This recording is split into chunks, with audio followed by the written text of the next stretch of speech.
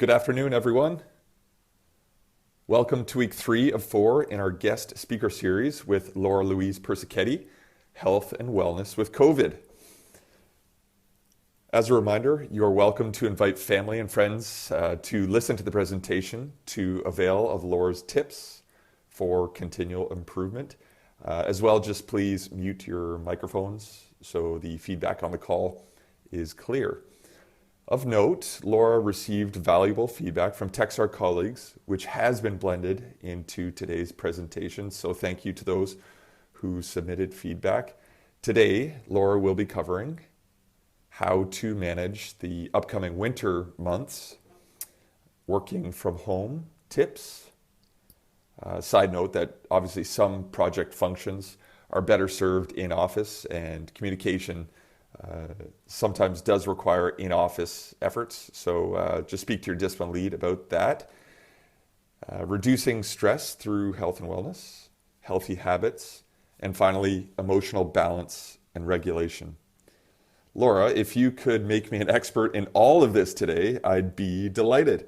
Without further ado, Laura, please take it away for week 3 of 4.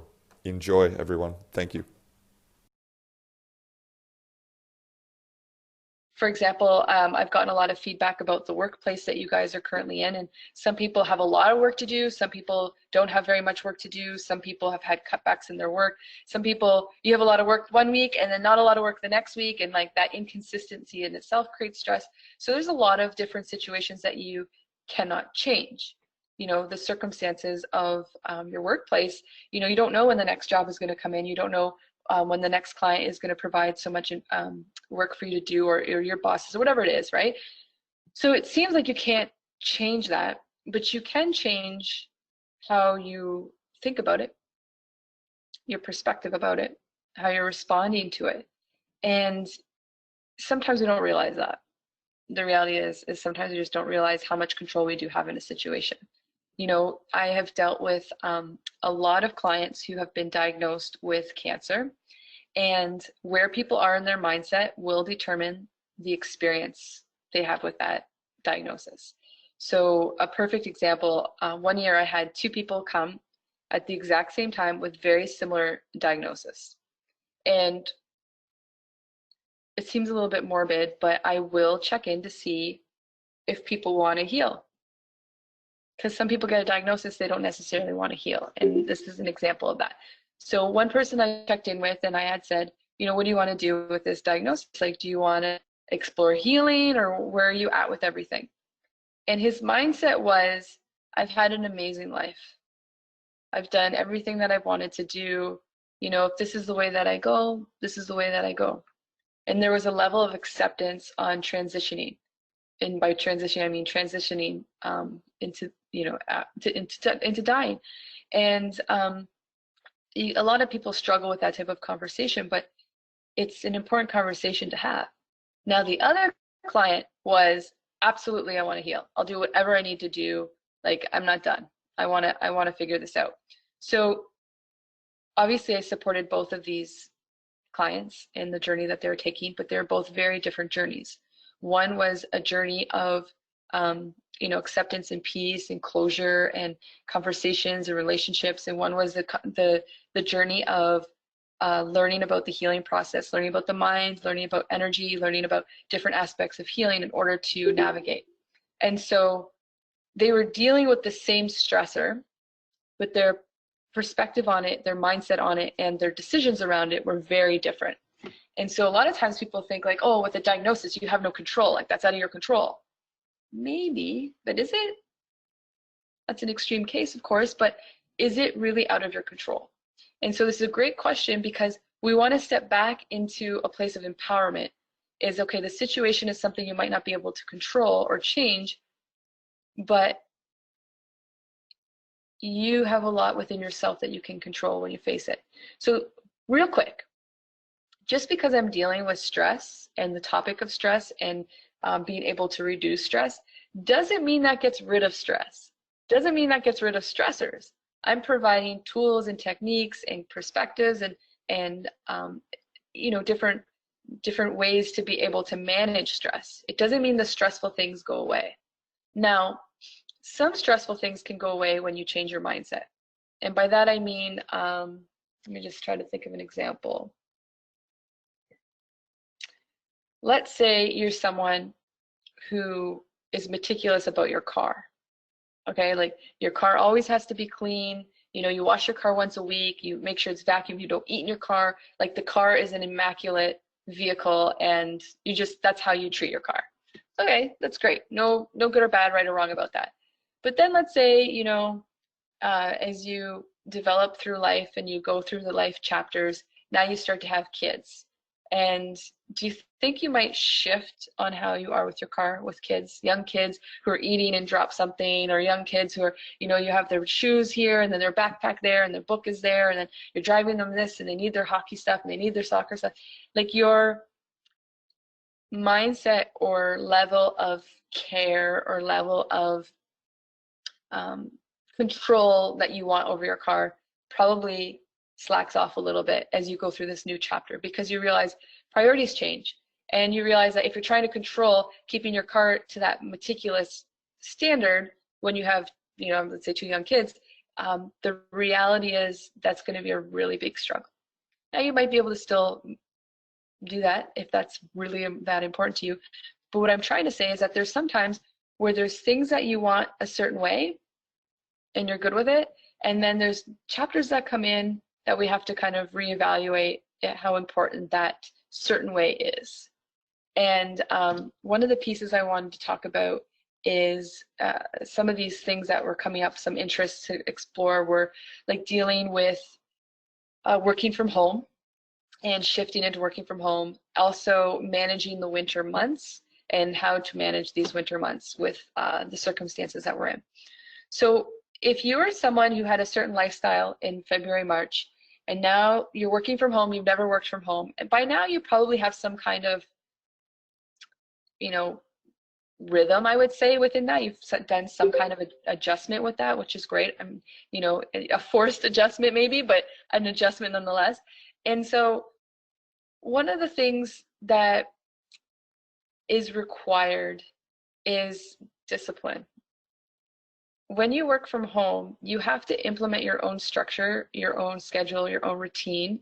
When you're working at an office, you literally go to the office. There is a structure, physical structure that you go into. There's an office space that you sit in. There are meeting times and you go into, likely go into a meeting room. There's, you know, everything is, the environment of that whole place is revolved around work. And so when you're in that environment, you're working. Then when you leave work, you might, I don't know, go to the grocery store, run errands, or go home, and then your home is your home space. And that's, you know, maybe you live alone and that is your sacred alone time, or maybe you live with your partner, or maybe you live with kids, or maybe you have a dog. It doesn't really matter. It's your home and your sacred space. And now we're combining these two things. So how do you manage that? You know, and there's just a couple tips I wanted to share about that. Creating a space that is specific to work is important, and you might have already done this, but you know, working in the kitchen table where everybody's coming and going, and that's where you have dinner, and that's, you know, then you got to clear the laptop off the table, and then you got to move all the paperwork, and then, you know, and it becomes multiple spaces. Like it's where you do homework with the kids, and it's also where you eat dinner, and then it's also where you're trying to have a meeting with someone. So that space isn't just work. And if you can, and I highly, even if it's like, I don't know everybody's living arrangements, if you can make a room just your office where you do your work, a room that's specific to just for that, that's your ideal.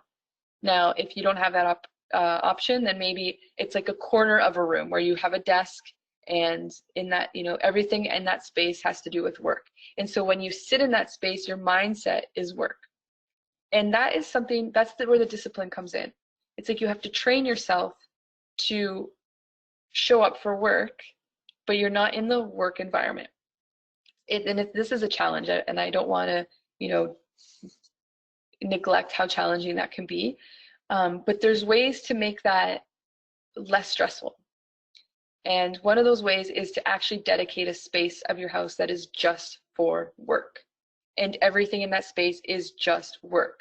Meaning I'm assuming you guys have laptops or some kind of device that you're working on, that's in that space. Maybe you have papers or files that, you know, are regarding your work, that's in that space.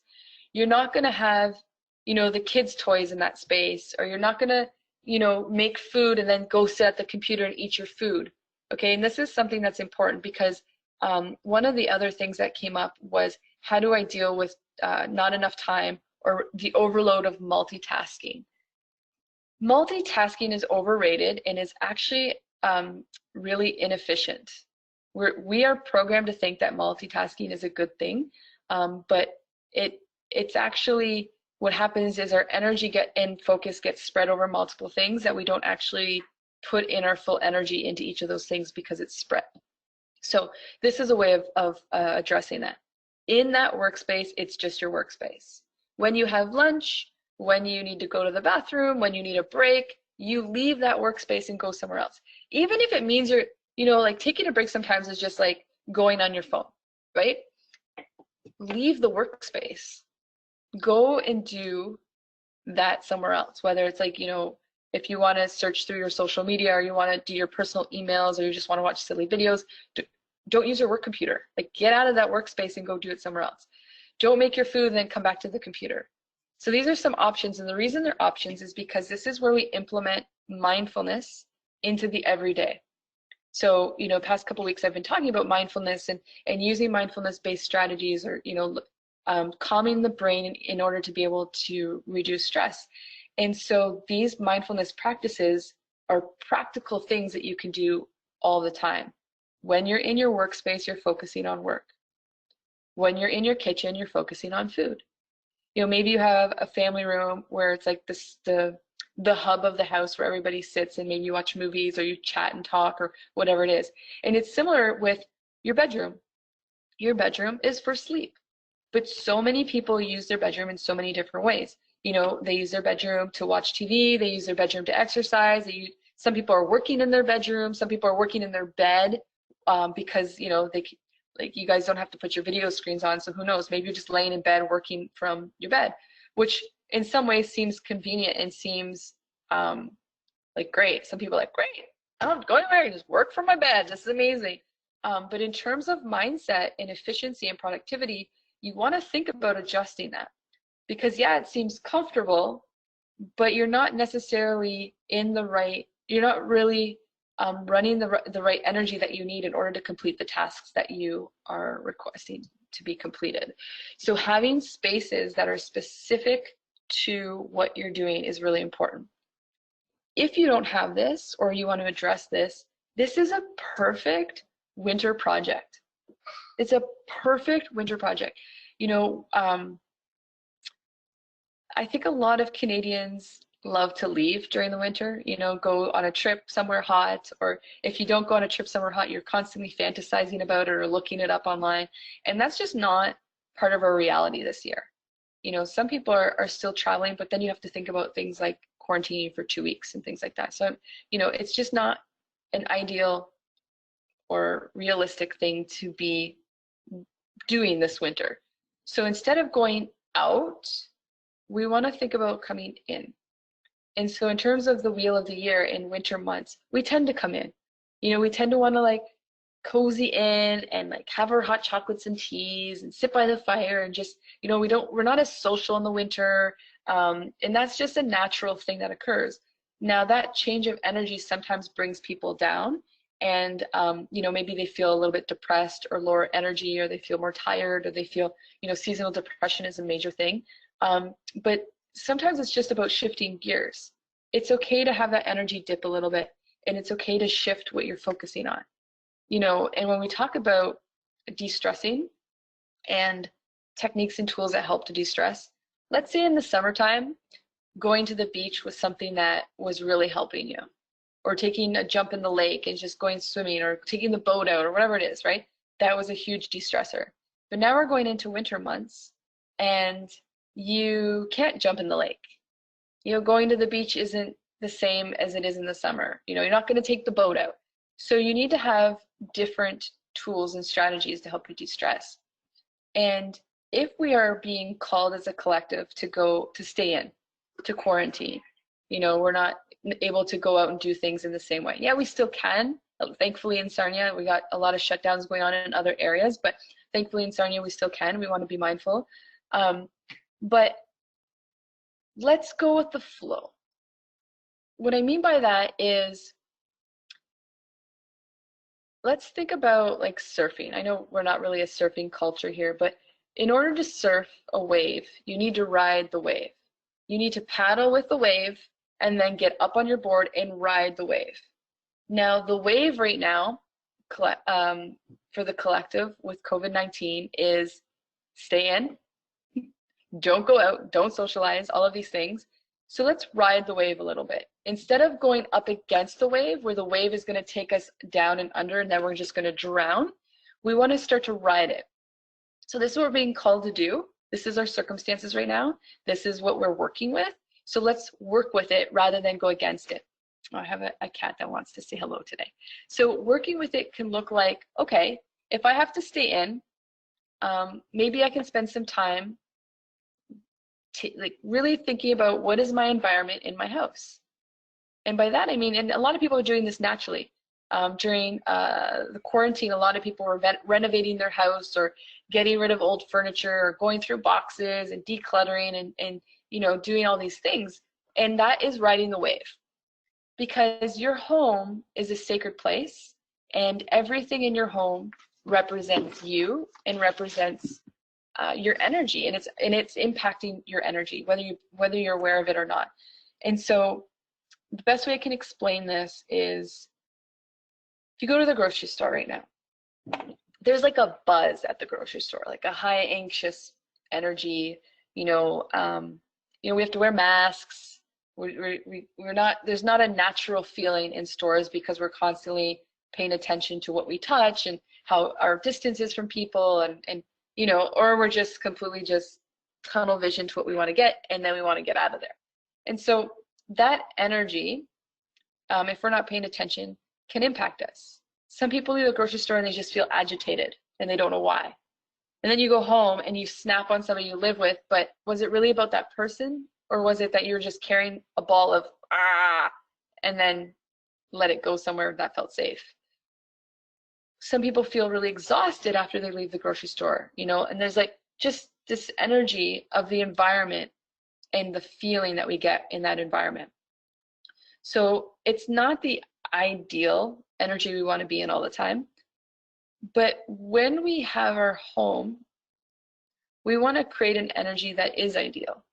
Our home, we want it to be, you know, whatever it is, of love, of peace, of joy, of family.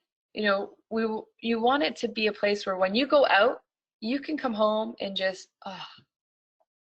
relax, take off the mask and throw it down and just be able to breathe. That's what you want your home to be. And if your home isn't that, you know, I understand that there's other circumstances where everybody's home. How do you manage everybody being home, and this person needs this and that person needs, and there's just tons of stuff going on, and there's young kids and there's like elders, whatever it is, right?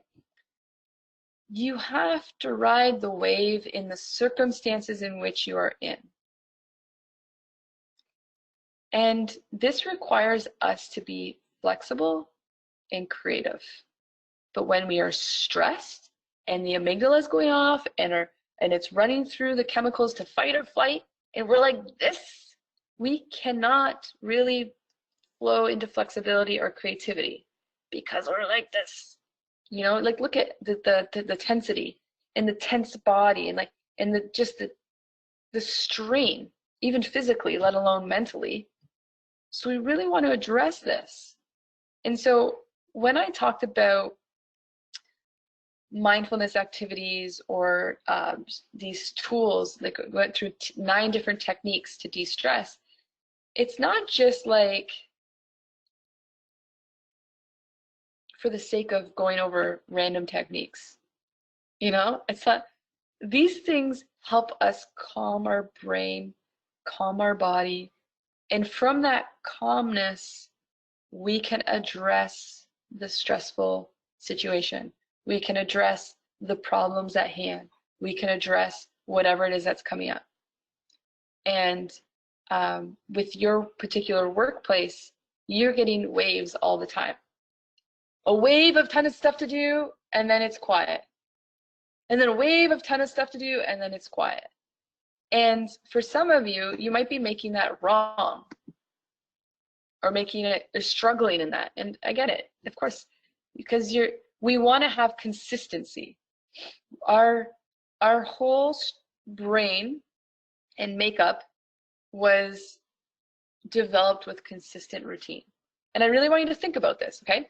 So when you were born, someone was responsible for feeding you, taking care of you, changing you, cleaning you. When you got a little bit older, someone was responsible for, helping you pick your clothes. Someone was responsible for taking you to school. When you were at school, someone was responsible for telling you, you're going to focus on this, you're going to focus on this, and now you're going to have a break. Now you're going to focus on this, and now you get to eat. And then you're going to focus on this, you're going to focus on this, and then you get a break. And now it's time to go home. And our whole lives were developed with structure and someone telling us what to do, when to do it, how to do it, and if it was good or bad within doing it. And so when our brain was developing, in our society anyways, right, this was our structure, this was our routine. So now I don't know how old you are, you could be 25, 35, 45, 55, whatever age you are, we go through this pandemic crisis where that routine and structure has been taken away. How do you think you're going to function? Yet you're expecting to function at the same level. But that's like trying to keep your car in a meticulous way when you have young kids. Some things you just got to let go of. You've got to accept and start to see where the wave is going and ride the wave. And a lot of that has nothing to do with the stressor. It has to do with your mindset, has to do with your perspective. It has to do with your power of choice and free will, which is choosing which options you want, reviewing the options you have, and choosing how you want to respond to something rather than react. When we are stressed and our amygdala is fired up, and that all the hormones and all the chemicals are running through our body to fight or flight, we do not respond, we react. We react to this, and we react to that, and we react to this. And this creates emotional turmoil. We say things that later we're like, oh, why did I say that? I could have said it like this. I couldn't have done it like this. Why? And then you feel bad because maybe you said something hurtful to someone you love, but really it was because you're so stressed, you just reacted to something. But then maybe you have too much pride to go and communicate and apologize and say, I'm sorry, I messed up. Maybe that emotion just takes over and you're like, well, yeah, he should have done this or she should have done that, and this is why I acted this way, and it's because of that person, and blah, blah, blah, blah, blah. Is it? Yeah, of course, people say and do things that trigger us. That's a reality. But our triggers are our responsibility. When you point the finger at somebody, do you see that? I'm pointing the finger at somebody. I have 3 more fingers that are pointing back at me. You did this. It's your fault. The reason I'm stressed is because of the work. The reason I'm stressed is because of COVID. The reason of this, the reason of that. But there's 3 fingers here that I can actually look at and take responsibility of. But I don't do that. I just point at all, blame, blame, blame, or this, that, the other thing. Whereas, hey, how about I take a second from everything that's coming in, and I just like put a hold on that, and I start to pay attention to my own thoughts, my own feelings. What is it that I need to function within these circumstances? Have you even asked yourself that question? How am I? How do I feel? Maybe I'm agitated, maybe I'm frustrated, maybe I'm angry, maybe I'm stressed. Okay, that's the first step. You're acknowledging it, you're naming it. But then what? What do you need? What do I need? I need a vacation, right? I need to go to Mexico. Okay, you can't right now. So what else, what is it that vacation is going to give you? Or what is it that you think Mexico will give you? Because pre-COVID, people were living for their vacations. What I mean by that is people would work, and go on vacation. And then it would take half of the vacation time to relax. And then by the time they were relaxed, it was time to go home, and they would just go back to where they were, work into the next vacation. Is that the life that you want? Really? To live for vacations? Or is it about taking elements of that vacation and bringing it into your life so that you don't have to have a vacation from your life, that you actually enjoy your life? So actually sitting with yourself and asking, what do I need? You might not have ever asked yourself that question. However, I am sure as hell you've expected everybody in your world to meet your needs. But do you even know what you need? Have you ever thought about it? Have you ever provided what you need for yourself? Or is it just go, go, go, give, give, give, go, go, go, give, give, give, output, output, output? So asking yourself, what do I need? And what do I want? So if these circumstances of going into the winter months requires us to stay in, what do I want to do with my time? How do I want to spend these winter months? There might be things that you've been wanting to do for a long time and never got to it. Maybe you want to learn an instrument or a language. Maybe you want to paint that spare room that you've been talking about for 5 years that you said you're going to do, but you just haven't. Maybe you want to clean that basement that's been accumulating a bunch of boxes and junk that, like, do you even need it stuff? Do you even know what's down there? Dare you try and go down and see what's in there? You know, so there's a lot of things that accumulate in our home environment that we don't even realize are there. And the reality is, I'll just go into a little bit of metaphysics, okay? As above, so below, as within, so without. So what that means is outside of you is a reflection of inside of you. So if it's chaotic and things are all over the place and it's like, you know, it's just a mess, we might think we have to address the outside, but sometimes we have to address the inside. Quiet the mind, quiet the chaos and the storm within, settle the emotions, settle the thoughts and the worry and all of the stress here first. And when we calm the inside, the outside will soon reflect that. If you are a parent, I don't know who's a parent here. I really don't know who's even listening, but it's all good. If you are a parent, you will know that this is true. And by that I mean, have you noticed that when you are stressed or out of sorts, your kids will reflect different behaviors, or they won't listen, or they're out of sorts? But when you're cool and you're calm and you're having a good time, then that flows into your kids.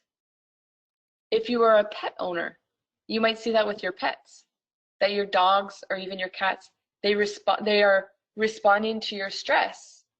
You know, some dogs, if they know you're stressed, they'll just lay on your lap and try to calm you down. Or even cats will do that. You know, or they're watching you trying to figure out, like, what's wrong with my owner, or what's going on, because they can sense. But if we are calm and we can manage that, to bring that calmness within our mind and in our system, everything around us will reflect that. Now, things are stressful. You know, if you've spent 20, 30, 40, 50 years, 60 years living with a certain routine and how to function, and nobody's taught you tools or given you any skill at all about, oh, what if that just gets taken from you? Good luck, right? So thankfully, I appreciate that your company is implementing these weekly workshops, because it will generate the conversation and the ability to start to think about, okay, what is it that I need? What is it that I want? What is it that I can be implementing in terms of mindfulness and reducing my stress? You know, so there was some curiosity around healthy habits and health and wellness tips. So I think for the most part, people are healthier in the summer. I think that's just the way it is. You know, people are out more, they are running or jogging, or they're going for walks in nature, or, you know, they're swimming, or they're just more active. The energy of summer is more active. Then we get into winter and, like, it's hard to get out of bed sometimes. You don't want to get out of bed, let alone exercise. You know, we want to eat food that is heavy and, like, keeps us warm. So we want to actually honor the flow of winter, the wave of winter, and that it brings us in, but also implement some tools and strategies that will help our health and wellness in the wintertime. Number one, Please let this sink in. Drink more water. Drink more water than you think you need to. Because when it's wintertime, when it's summer, it's hot, and we naturally will drink more water because we're hot and we go to water. But in the wintertime, it's not until we're fully dehydrated where we start to think, oh, maybe I should have some water. We actually experience thirst. Oh, maybe I should have some water.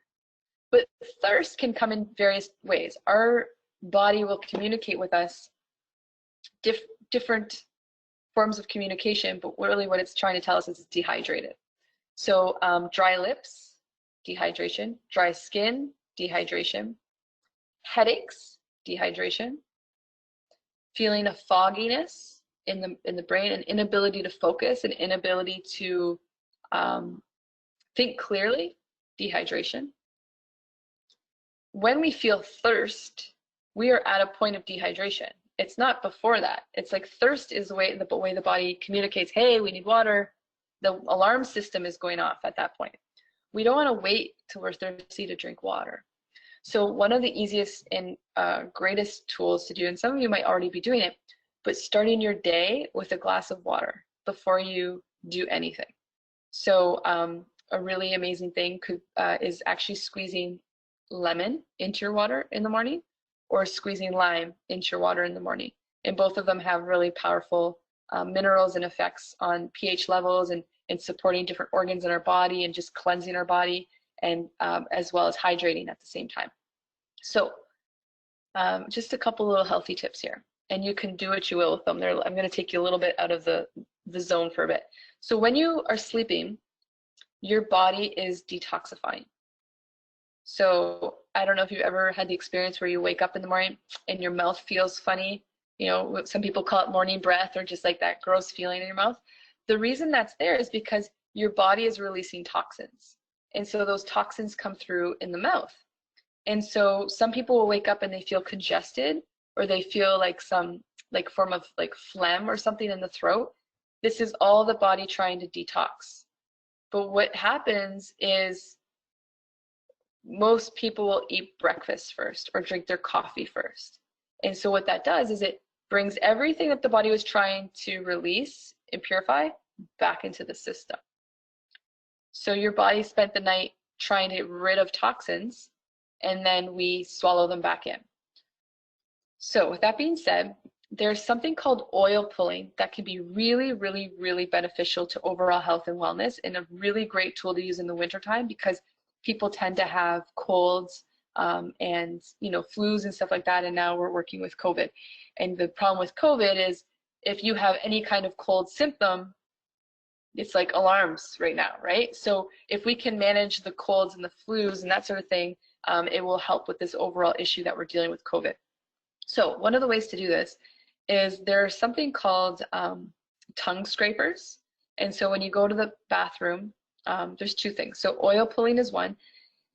Oil pulling is traditionally used with sesame seed oil, where you just put a little sesame seed oil in your mouth and you swishel it around, similar to what you would do with a mouthwash, where you just swishel through your whole mouth. And really you want to do that for as long as you can. So by that I mean some people can only handle a minute. Some people do it for 3 minutes. Some people can do it maybe for the duration of your shower. Maybe you just put the oil in, you have a shower, and then when you're done, you do the oil pulling. Okay, so what happens is the oil, and you can traditionally it's sesame seed oil, but you can also use coconut oil, and you swish it around in your mouth, and that helps pull all of the toxins that your body was trying to release in the night. And then you want to spit that out. I don't recommend spitting it out in your sink. I recommend spitting it out in the toilet, because there's so many toxins in that oil that you're pulling from the body. It can actually mess with your sink. So you want to throw those toxins in the toilet, or spit them out in the toilet, and then use a tongue scraper to scrape anything that's left. And a tongue scraper you can get at a health food store. You could order it on Amazon. Yeah, they're very inexpensive. They pretty much is like a piece of metal. It's like, I'm trying to think, it's like shaped like this essentially, and this would be metal, and this is probably metal too, the handle, and you're scraping that on your tongue, and rinse. You scrape it on your tongue and rinse. And what this does is it pulls all the toxins from your mouth, and you're getting rid of those toxins. So you're helping the body do what it's already doing, and you're, instead of swallowing all that stuff back down, you're going to try and pull it all out. So you do all of this before you brush your teeth. So oil pulling, then you use the tongue scraper, you clean your whole mouth, and then you can brush your teeth, or if you, at this point, would be the time where you would drink water. So if you can have, you know, a couple glasses of water right off the bat with squeezed lemon or squeezed lime, that will help balance your pH levels and help balance, provide minerals, support cleansing the body, and overall just supporting all of the organs and doing their job. Now, these are really simple things. They're kind of weird. They come from like Ayurvedic practices, and Ayurvedic medicine is, you know, dates back to over 8,000 years ago. But these tools are so simple. And things that are simple to do are simple not to do. But if you think about, you know, health is something that is on the forefront of everybody's plate right now because of COVID-19 and trying to stay healthy and trying to manage your health and all of the things. So if we can do little things that help our body and help our immune system, help us stay healthy, why wouldn't we do that? Why wouldn't we help our body out? Why wouldn't we help build our immune system? Because if we have a strong immune system, and then we go out to the grocery store, we're around people or whatever it is, we're in the workplace, yeah, COVID is floating around, but one, if you have a strong immune system, you can actually battle getting it. Two, if you get it, it might not hit so hard. You know, so instead of stressing or worrying about COVID, let's reduce the stress and implement some empowering tools to build the immune system. It's kind of like this. Okay, perfect example. Let's say you look out the window and it's a complete torrential downstorm of just rain, just torrential rain coming down. You can go outside as is and try to stay dry. It's not going to work. You know, your regular clothes are going to be drenched, right? Or you can think, oh, it's raining outside. I'm going to make sure I put on my raincoat today that has a hood. Or I'm going to bring my umbrella. And then I'm going to go out in the rain, and that's going to help me stay dry. And I'm going to get to my car and stay dry. So yeah, there's a storm out there, and the rain is coming down. But there are things, tools, shields that you can use to protect yourself to stay dry within the storm. And so when we build our immune system, when we focus on building the immune system, we will strengthen our health and well-being, and that will actually support us when we are in the storm, so to speak. And of course, the winter months, this time of year, cold season, flu season, you know, people have allergies this time of year, stuffy nose, runny nose, all of these things.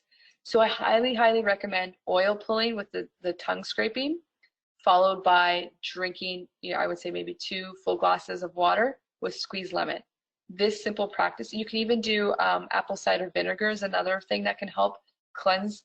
And if, you know, I'm not getting into the details of benefits, but you can easily Google the benefits of the things I'm talking about and then decide for yourself if it's something you want to try. But these like really simple practices can help the overall system of our body and the overall immune system. Now, in addition to that, other things like vitamin C and vitamin D, right now, definitely you want to be incorporating that into your diet, whether it's through foods or through supplements, especially in the summertime when we get a lot of vitamin D in the wintertime. Canadians don't realize how much they struggle without getting that vitamin D. And vitamin D has been something that there's been a lot of studies showing that it's incredibly helpful with dealing with cold, flus, and COVID, actually. So look it up if you want, take my word for it, experiment yourself, but implementing some of these healthy habits can be extremely helpful with building our immune system. Now, stress affects our immune system. We're constantly tight and we're pulling, you know, the blood to the big muscles so we can fight or run. So our smaller muscles are the blood's not flowing through our body in the most effective way. You know, our organs are not functioning in the most effective way, and we're not receiving, you know, like there's just everything's off. Stress puts our balance and everything off. And like I mentioned, the 1 week is that when we experience a stressor and our stress response gets activated, it takes 6 hours before we can actually calm all that down. So dealing with your stress is important with helping to support your immune system. And so what happens is when we are stressed, there's a lot of things going on. The things that get put on the back burner are the very things that help de-stress us. You know, so for example, let's say you love playing guitar. When you have a lot of things going on, is guitar as much of a priority? Let's say you love going for walks in nature. You know, every time I go for a walk, I just feel so much better. Or every time I go sit by the water, I just feel so much better. When you have a lot of things to do, that's the very thing that gets pulled off the list of things to do, right?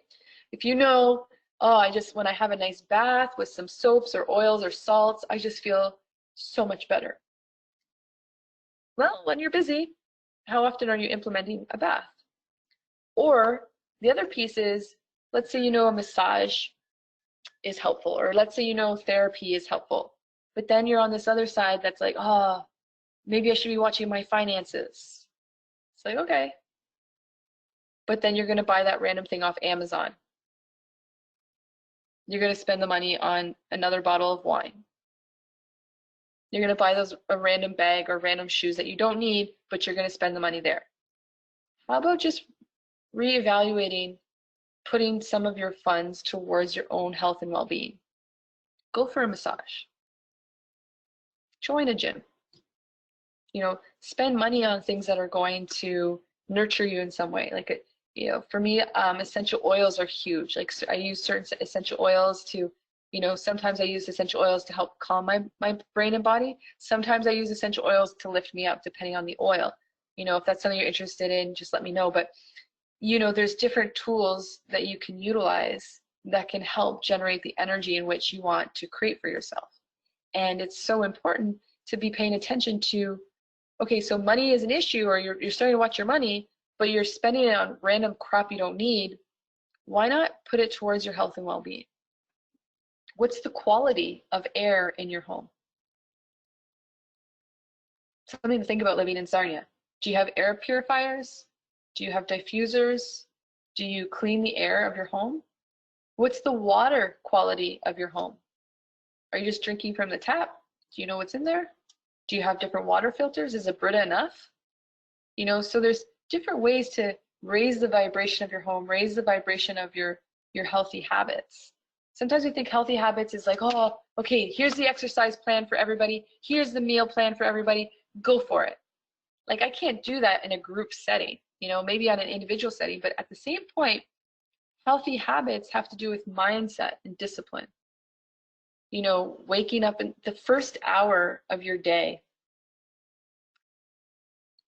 really, if you can make it happen, should be dedicated to you. So if you have young kids, or how can I possibly wake up earlier, go to bed earlier, even if it's half an hour of the first hour of the day. But what happens is we wake up, and what do most people do? They grab this thing, and they're on their phone, and they're filling themselves up with news or social media, random videos, random text messages, just a bunch of junk.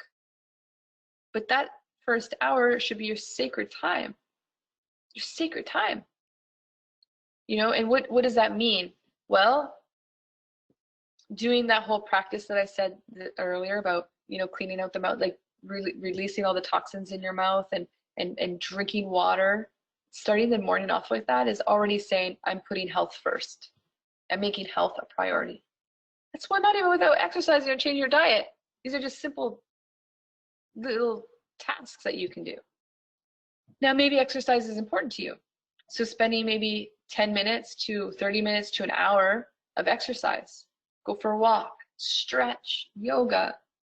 There's interval training, there's weight training, there's going to the gym, there's doing stuff at home. There's tons of videos. We are not at a lack of support when it comes to this. There's tons of videos of people who are providing really amazing exercise practices from home. That's also something you're looking for, reach out, because I can share some different things with you as well. You know, there's meditation. I keep planting the seed of meditation, you know, and there's a reason for that, because it's a very powerful tool that helps calm everything down, helps our whole overall system function at its fullest capacity, and it's inexpensive. It's free. You can do it from anywhere. Do it from home. And developing a meditation practice, you might think, oh, like my mind is too busy. Like I've tried to meditate and I can't. Like I think about too many things. Yeah, of course. That's what being human is. Part of meditation is releasing everything in the subconscious. So that process is people think, oh, when you meditate, you should just instantly get to a place of peace, zen, and bliss. No, it's so unrealistic. You get to that place eventually, but you have to move through the process of meditation to get there. But some people are within that process think, oh, I'm not good at this. I can't do it. That's not true. It's actually a matter of giving yourself enough time so that the mind can release and you can settle into a place of peace. So let's say you do 20-minute practice of meditation, you know, 18 minutes might be a busy mind and 2 minutes might be quiet and still. Then eventually maybe 15 minutes of a busy mind and then 5 minutes of quiet stillness. Then it might get to like 10 and 10. And then you're like, okay, 10 minutes of, you know, the mind is releasing, and then 10 minutes of quiet stillness. Then you get down to like 2 minutes of the subconscious releasing and 18 minutes of stillness. Then guess what happens? The next day, you're at 15 minutes of busy mind and 5 minutes of quiet stillness. You know, it's not linear, is what I'm saying. It's not like all of a sudden you are some peacemaker master and you can keep a quiet mind all the time.